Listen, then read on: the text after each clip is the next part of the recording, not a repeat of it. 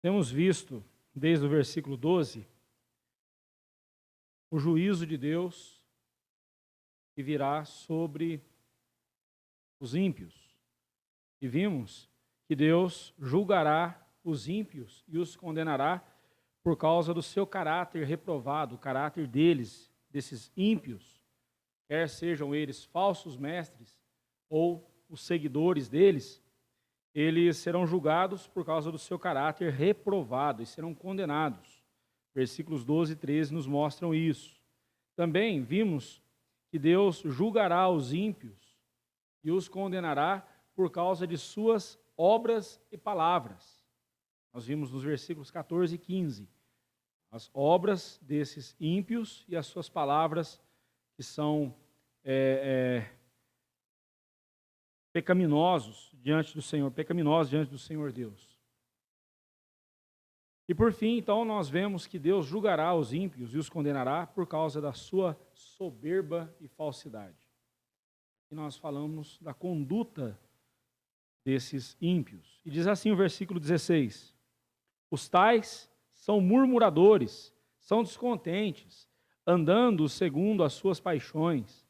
A sua boca vive propalando grandes arrogâncias. São aduladores dos outros por motivos interesseiros. Ó Deus, diante da leitura da Tua palavra, diante do que ela tem a nos dizer, pedimos ao Senhor que esclareça o nosso coração e guie-nos na palavra, na leitura da palavra e na exposição da mesma.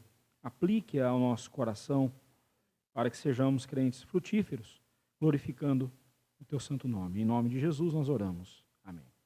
Então, o caráter de uma pessoa é revelado pelas suas palavras e ações.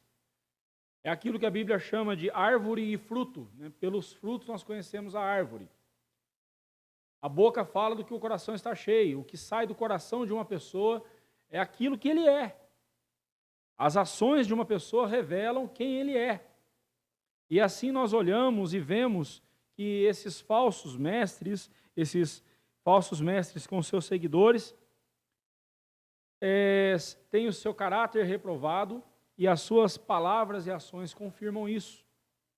Deus julgará os ímpios por causa desses dois elementos, o caráter e as suas obras e ações. Mas o julgamento do Senhor será justo e exato. Deus não cometerá e nunca cometeu injustiça no seu julgamento, porque Ele conhece a fundo cada um. Quando nós fazemos o julgamento de um irmão que cometeu um pecado e aquele pecado veio a público, e então ele tem que ser disciplinado, nós fazemos um julgamento das suas ações, mas nós não podemos falar do seu caráter em si, embora as suas ações revelam o caráter dele, mas nós não podemos destinar aquele irmão ao inferno e dizer assim, este é um ímpio, este é um falso crente, e o que ele merece é o inferno. Isso eu não posso fazer, isso não podemos fazer com ninguém, porque nós não conhecemos as motivações das pessoas. E mesmo quando as pessoas falam para nós as suas motivações, elas podem também estar omitindo a verdadeira motivação. A menos que a pessoa seja sincera em dizer para você por qual motivo ela fez algo, o que a motivou a fazer tal coisa, você não pode dizer, ou não pode estabelecer ali um julgamento exato. Por isso que nos nossos julgamentos sempre estamos sujeitos a falhas. Deus não. Com Deus não é assim. Deus conhece o coração do homem. Deus conhece as intenções dos nossos corações. Deus conhece quem nós somos de fato. Por isso que quando Ele nos julga consoante a sua justiça, consoante a sua retidão, e deixa claro, nitidamente, a nossa motivação, quem somos nós. Quem nós somos de fato. Neste último trecho, neste último versículo, falando sobre quem são os ímpios, quem são os aqueles a quem Deus julgará e condenará, nós vemos que assim acontecerá com eles por causa da sua soberba e falsidade. A soberba deles é vista em 3 expressões que Judas usa. Primeiro, ele diz que eles são murmuradores, são descontentes. Do jeito que está traduzido a nossa Bíblia, a versão Revista Atualizada e outras versões, trazem assim: são descontentes, são murmuradores, vírgula, são descontentes. Trazem como 2 adjetivos. Eles, esses tais, são murmuradores, são descontentes. Só que no texto grego, a bem da verdade é um substantivo e um adjetivo. Seria assim a tradução: eles são murmuradores descontentes, ou resmungões queixosos. E Pedro está dizendo, olha, eles são murmuradores descontentes. Parece que ele está sendo redundante aqui, né? Mas isso é de propósito, para mostrar para nós como são essas pessoas. O resmungão é aquele que não fala em voz alta. Ele fica só parecendo um marimbondo, né? Parecendo um zangão. E resmungando no seu coração. Às vezes ele solta um pouco mais alto o som, dá para entender o que ele diz. Mas sempre é uma palavra de um queixume, ele está sempre se queixando, reclamando de algo. Um filósofo grego chamado Luciano, ele escreveu o seguinte sobre o resmungão queixoso. Ele diz assim: você, resmungão, nunca está satisfeito com nada que lhe acontece. Vive se queixando.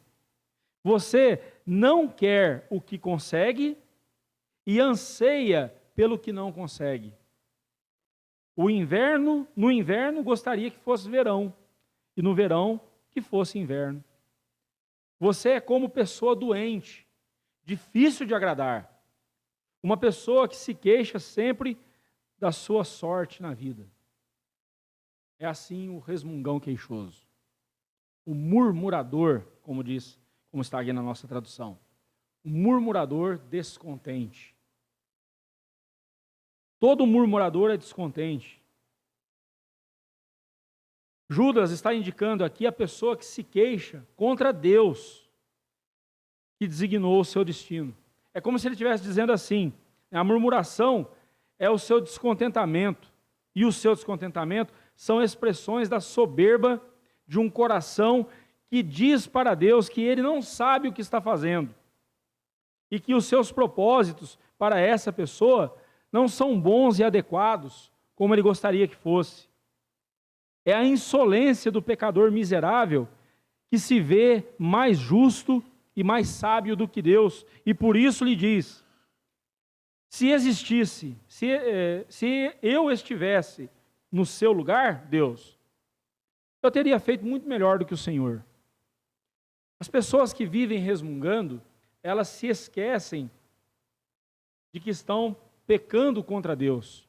A murmuração, quando você reclama da sua condição, quando você reclama da situação em que você se encontra, você está dizendo para Deus: Senhor, se eu estivesse no lugar do Senhor, eu jamais faria isso que o Senhor está fazendo comigo. Em outras palavras, ele está dizendo para Deus: eu sei mais do que o Senhor, eu sou mais sábio do que o Senhor. O Senhor não é esse Deus tão sábio que diz que é. Porque se o Senhor fosse sábio, o Senhor não permitiria eu estar na condição que eu estou. Assim é o murmurador. Você entende por que a murmuração é um pecado grave contra Deus? Você entende? Obrigado, irmão. Você entende por que a murmuração fez com que Israel, que deveria caminhar por algumas semanas pelo deserto, ficasse 40 anos no deserto? A murmuração é um atraso de vida. A murmuração é um pecado grave contra Deus. Não é só você mostrando que não está muito contente com a sua situação. É você dizer para Deus o seguinte: eu sei melhor do que o Senhor. Eu sei o que é bom para mim e o Senhor não sabe. Se o Senhor soubesse, o Senhor não permitiria eu passar pelo que eu estou passando. Você lembra de Adão e Eva no paraíso? Deus chega para os dois após eles haverem pecado contra Deus, e Deus pergunta para Adão, começa com Adão, porque ele era o cabeça. Eva foi enganada pela serpente, Adão não. Adão comeu do fruto deliberadamente. Ninguém o enganou, ele simplesmente resolveu desobedecer a Deus. Ele optou por desobedecer a Deus. E ele tinha todas as condições de não desobedecê-lo, mas desobedeceu. E quando Deus fala, Adão, quem te fez saber que você estava nu? Logo, Adão já foi culpando Deus. Ah, foi a mulher que o Senhor me deu. Eu lá pedi essa encrenca para mim? Foi o Senhor que me deu. Adão está dizendo para Deus que Deus não deveria ter dado Eva para ele. Foi ela que o fez pecar. E interessante que Eva não poderia dizer, eu fui enganada, Senhor, a serpente me enganou. Mas Adão não podia dizer isso. Eva me enganou, ela me iludiu. A Eva não veio com um fruto diferente ali. Não, ela pegou o fruto e diz a Bíblia que vendo que ele era ávido para dar conhecimento, comeu e deu ao seu marido. E Adão não fez objeção alguma. Ele comeu, desobedecendo a Deus. Mas ele põe a culpa em Deus. Foi a mulher que o Senhor me deu. Se eu pudesse, eu teria feito diferente do Senhor, teria me dado uma mulher melhor. Mas olha o que o Senhor me deu. E é assim, meus irmãos. A humanidade vem se comportando desde então. Pessoas culpam os outros.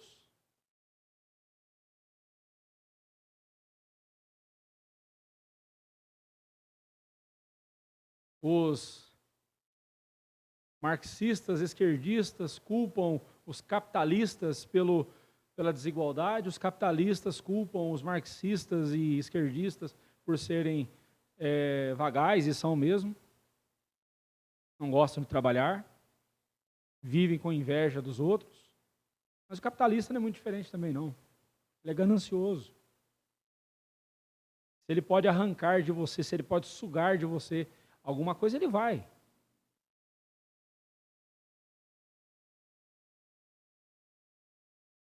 Os negros culpam os brancos pela escravidão, os brancos culpam os próprios negros pela escravidão. Foi seu povo que escravizou seu povo.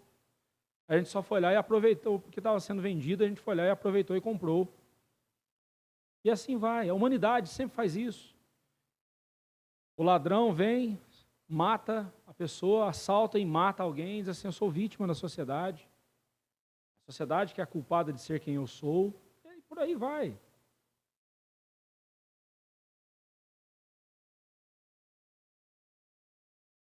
Um cônjuge culpa o outro pela sua infelicidade e por aí vai.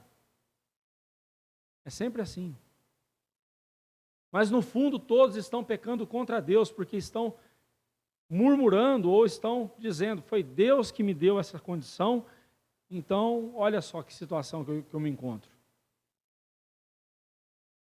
Judas continua descrevendo esses falsos mestres e esses falsos crentes e diz que eles estão andando segundo as suas paixões. O que ele quer dizer com isso é que eles querem ser senhores de si mesmos. Não é essa mentira que Satanás pregou para Eva lá no paraíso e vem sendo pregada durante toda a história da humanidade? Seja o senhor da sua vida, tome as rédeas do seu destino. Não é isso que a gente ouve todo dia? Tome as rédeas da sua vida, você tem que ser líder, você tem que mandar em você, faça o seu coração feliz, satisfaça o seu coração, não é isso? Eles querem, na verdade, o que Judas está dizendo, quando ele diz que eles andam segundo as suas paixões, Judas quer mostrar que eles querem ser os senhores de si mesmos, não querem se submeter à vontade de Deus. Sabe por que uma pessoa diz que é ateu, ateia? Sabe por quê? Não é porque ela vai dizer que é porque ela quer, não, é porque Deus ainda não quis converter. Porque o dia que Deus quiser converter, não vai ter jeito. Mas a grande questão do ateísmo não é a dificuldade de crer num Deus invisível. A grande dificuldade do ateísmo é ter que admitir que no momento em que eu crer nesse Deus, eu vou ter que obedecê-lo. E eu não quero isso. Essa é a grande verdade. Não só do ateísmo, mas de qualquer outra linha filosófica e de pensamento, né, que se coloca contra a palavra de Deus. Essa é, sem dúvida alguma, uma das mais claras demonstrações da soberba humana. Eu mando em mim mesmo. Eu não me submeto a ninguém. E por não conseguirem isso, eles resmungam queixosamente contra Deus. Os seus desejos voluptuosos e desenfreados governam as suas ações.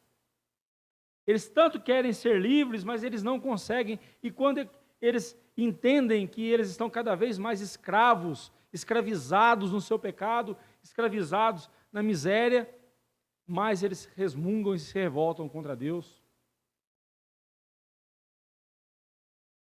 Judas ainda diz que eles, a terceira afirmação que Judas faz sobre eles é que a sua boca vive propalando grandes arrogâncias. A palavra arrogância aí está no plural, arrogâncias. E a palavra lá no grego, traduzida, significa algo de tamanho excessivo, arrogante, cheio, inchado. Pense num balão, você enche o balão, ele está cheio de ar. Ele tem ar dentro dele, mas só está inchado. Uma agulha vem e puf, estoura esse balão.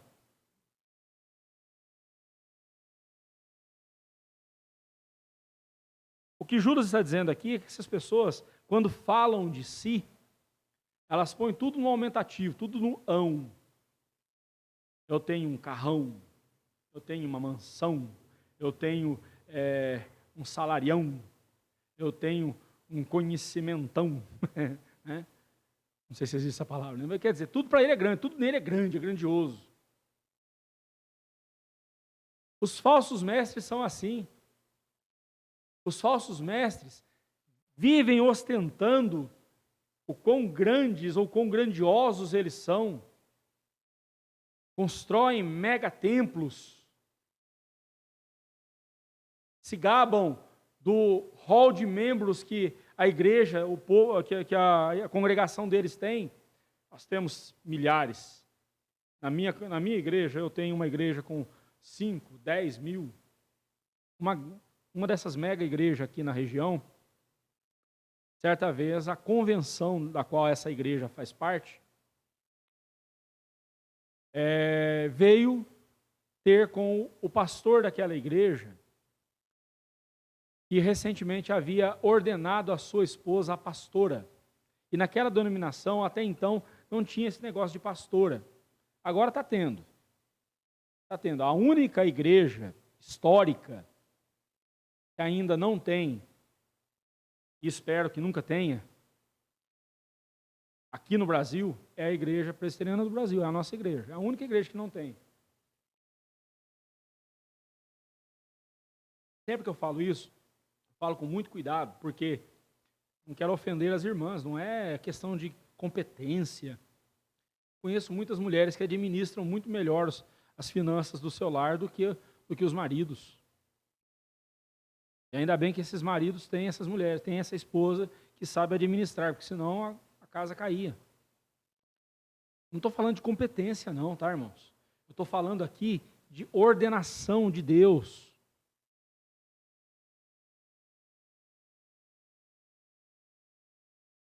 John MacArthur disse, se a tua igreja tem pastora, ela não tem pastor.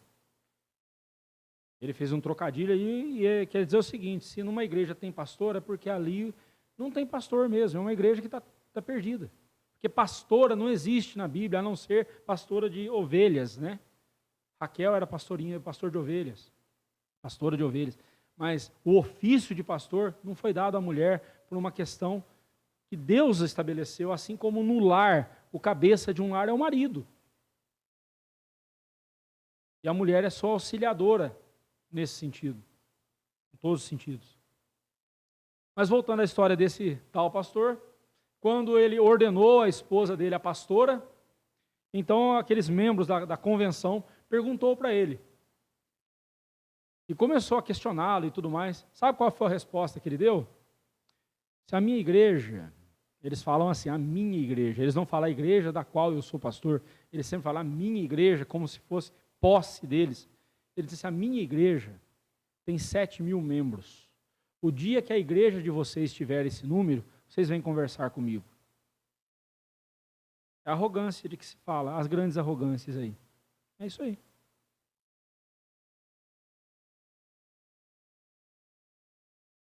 Um falso mestre, ele sempre vai colocar o que ele tem no aumentativo. Os falsos mestres, eles querem impressionar as pessoas quando falam de si mesmos.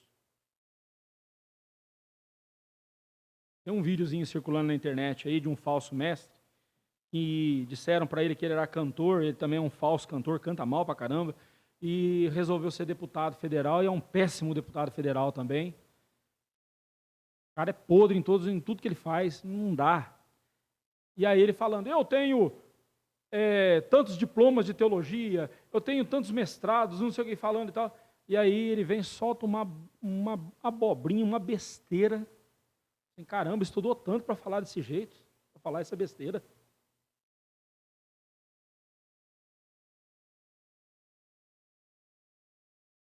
Falando sobre o batismo com o Espírito Santo, o tal batismo com fogo. Batismo com fogo na Bíblia é condenação, meu irmão. Eu não quero ser batizado com o Espírito Santo desse jeito, não. Com fogo, não. Fogo na Bíblia, quando o João Batista falou sobre o batismo com fogo, ele está falando de condenação, ele não está falando de receber em si o Espírito Santo. Isso eu já recebi no dia da minha conversão. Você já recebeu o Espírito Santo na sua vida, foi selado com o Espírito Santo, entre aspas, batizado com o Espírito Santo, no dia da sua conversão a Cristo.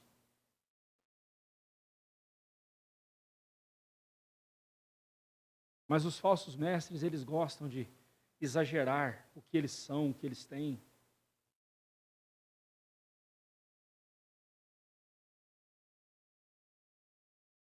Eles dão a entender que têm as melhores coisas, maior conhecimento que os outros, e por isso devem ser mais dignos e dignificados pelos outros. Quando o homem diminui a glória de Deus, ele acaba elevando-se em sua altivez, muito além do que realmente é. Isso é soberba. Soberba é você olhar para você e se exaltar, se inchar. Você já viu aquele peixe baiacu? Dá um tequinho nele, ele ufa. Tem muito crente, parece um peixe baiacu. O falso mestre é um baiacu. Ele gosta, ele está sempre inflado. Ele gosta de mostrar que ele é maior do que ele é. Soberba é isso. É eu dizendo que eu sou mais do que você. E a falsidade? Porque aqui nós vemos que eles serão condenados pela soberba, nós já vimos, e pela falsidade. Como que nós vemos a falsidade deles? Ela é vista quando eles são aduladores de outros por motivos interesseiros. A última linha aí desse versículo, são aduladores dos outros por motivos interesseiros. Irmão, fica atento quando alguém começar a te elogiar o tempo todo. Fique atento. Você tem aí um forte indício de que você tem um adulador, um bajulador. E ele não está fazendo isso porque ele reconhece você de alguma forma, e reconhece que você tem algum predicado, alguma qualidade. Não, ele só está fazendo isso porque você tem algo que ele quer. E aqui Judas fala de motivos interesseiros. E no grego, traz a ideia de por causa de vantagem, benefício material. Eles estão cercando as pessoas por motivos financeiros.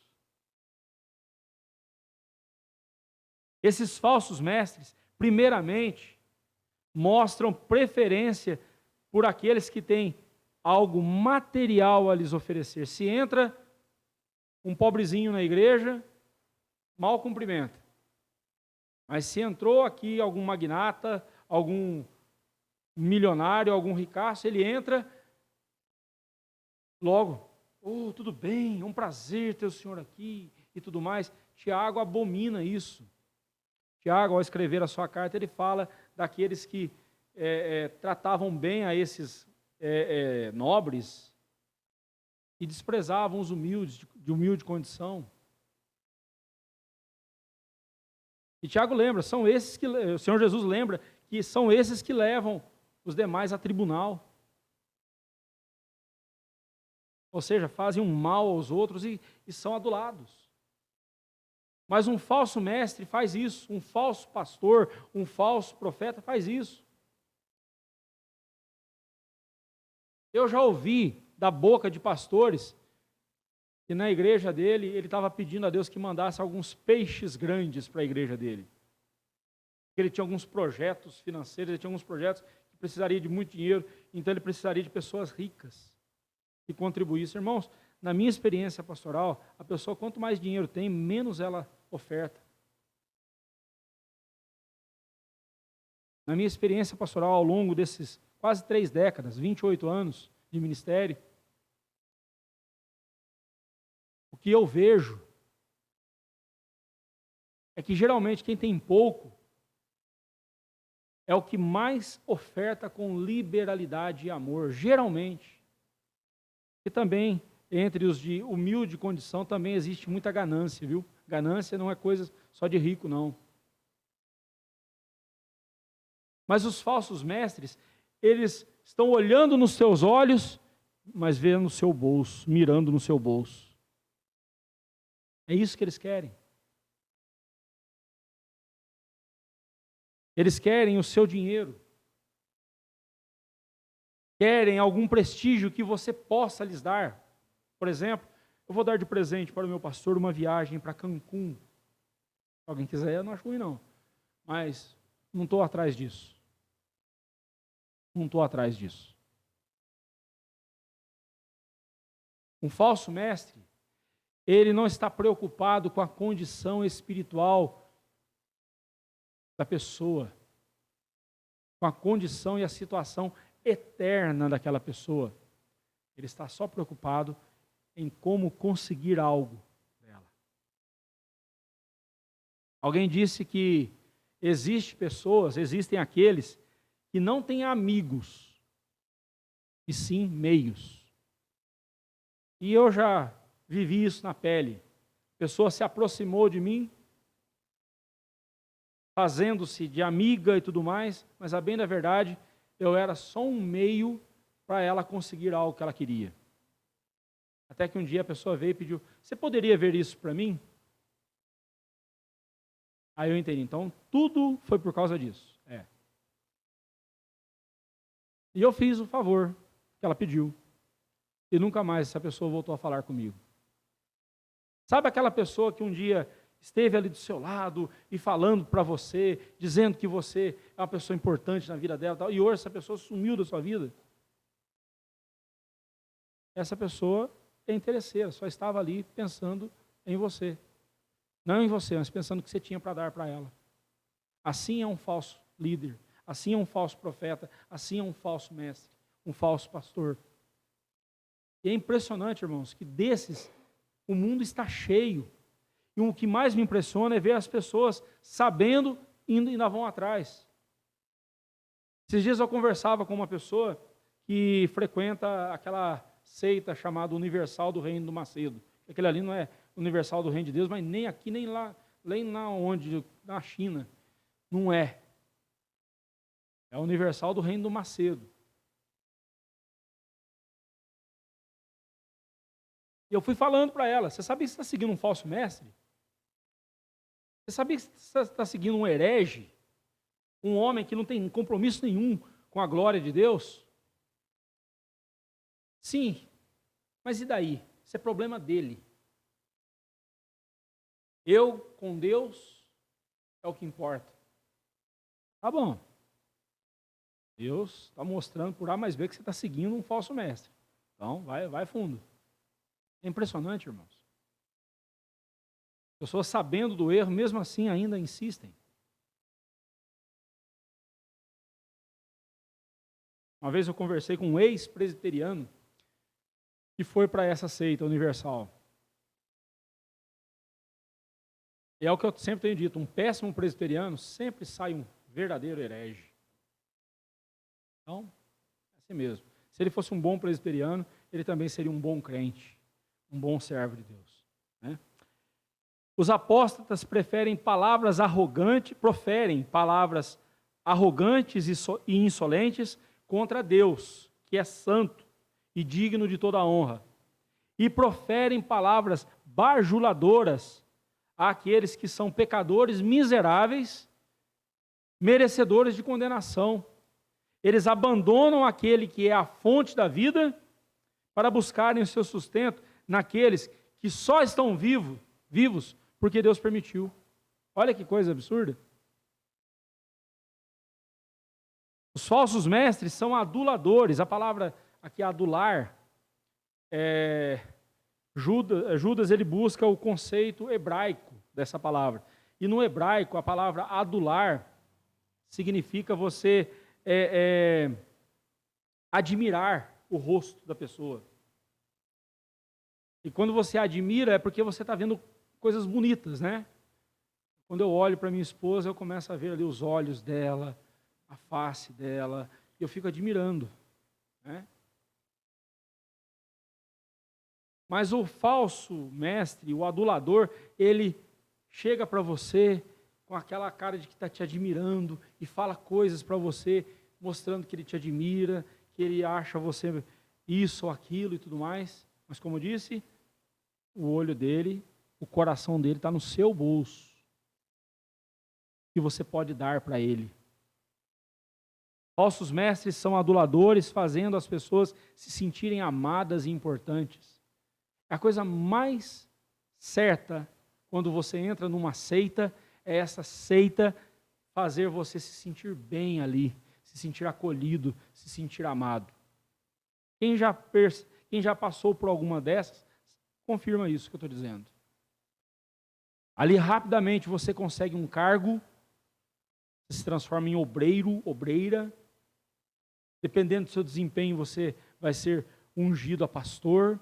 Dependendo do seu desempenho como pastor, e quando eu falo desempenho, eu estou falando dinheiro, tá? Sua capacidade de fazer as pessoas ofertarem, você se torna bispo, e por aí vai. Mas quantos pastores presbiterianos que eu conheço, que estão no ministério, motivados por isso também? É triste, irmãos.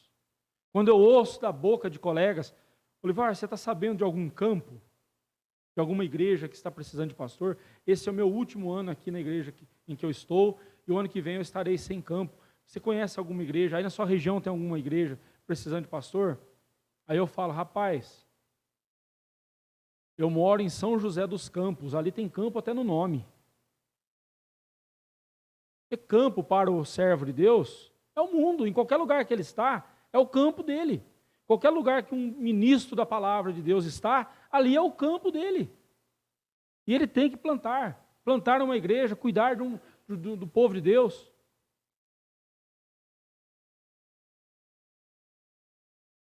Esses dias eu recebi, agora está essa onda, eu não entendo mesmo, mas tem essa onda agora entre os pastores, de mandar o currículo ministerial. O cara manda para mim por e-mail o currículo dele, onde ele se formou, quantos cursos ele tem, quantas igrejas ele pastoreou. Só se você souber de alguma igreja que está procurando pastor, aqui está o meu currículo ministerial.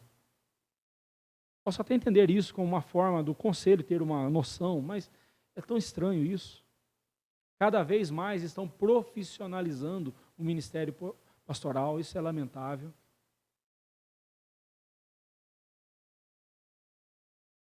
Um deles uma vez me disse assim: ah, não, para essa igreja não. Eu já me vejo como um pastor de uma igreja de um porte médio para grande. Igreja pequena não é meu perfil.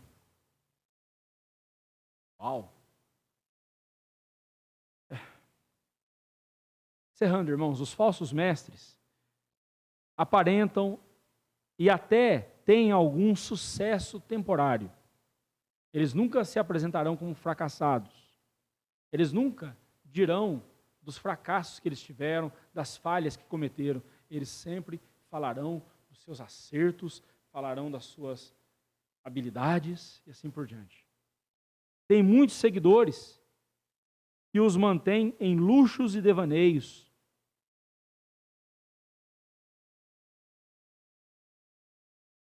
Não tem compromisso nenhum com a glória de Deus. Para eles, Deus ser glorificado não é a questão. Aqui, meus irmãos, tudo que nós fazemos, da forma como nós fazemos, sempre nos pautamos com essa questão. É para a glória de Deus ou não é? Porque se não for, não vamos fazer. Se for, então vamos. Eles não hesitam em proferir blasfêmias contra Deus, em murmurar, em se mostrar descontentes com o que tem, enquanto desejam o que não têm.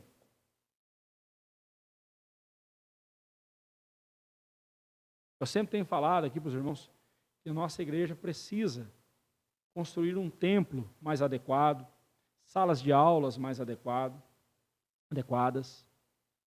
É uma necessidade nossa.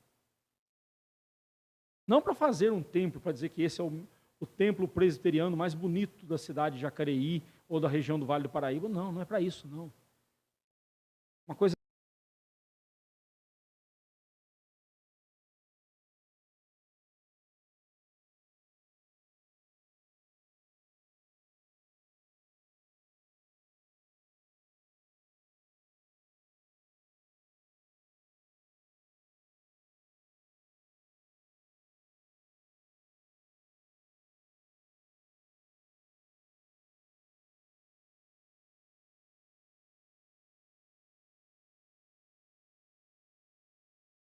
Você querer algo melhor não é pecado, desde que você não murmure e desdenhe aquilo que você tem. Você querer um carro melhor não é pecado, desde que você não olhe para o seu carro e diga assim: essa lata velha, eu não aguento mais esse carro. Não, agradeça a Deus, porque é essa lata velha que está te levando daqui para ali, que está te socorrendo quando você precisa. Não é pecado você querer algo melhor, um carro melhor, uma casa melhor, um templo melhor, não é pecado. Porém, não pode haver murmuração em nosso coração e descontentamento com o que temos. Mas os falsos mestres e os falsos crentes são assim. Eles são astutos em enredar as pessoas com palavras bajuladoras e jamais, preste atenção a isso, jamais condenarão o pecado de alguém. Porque, se eu condenar o pecado do fulano, rapaz, o dízimo e a oferta dele é boa, mas se eu condenar, se eu disciplinar, é capaz que ele saia da igreja e vai fazer falta o dízimo dele, vai fazer falta a oferta dele. É assim que eles pensam. Eles não estão preocupados com a glória de Deus. Não estão preocupados com o destino eterno das almas que Deus lhe confiou. Tão clara é a Escritura a respeito dos falsos mestres. Mas por que será que ainda tem muita gente seguindo esses mentirosos? Paulo responde em 2 Timóteo 3, 2 Timóteo 4, versículo 3 e 4. Pois haverá tempo em que não suportarão a sã doutrina. Pelo contrário, cercar-se-ão de mestres, segundo as suas próprias cobiças. Como que sentindo coceira nos ouvidos, e se recusarão a dar ouvidos à verdade, entregando-se a fábulas.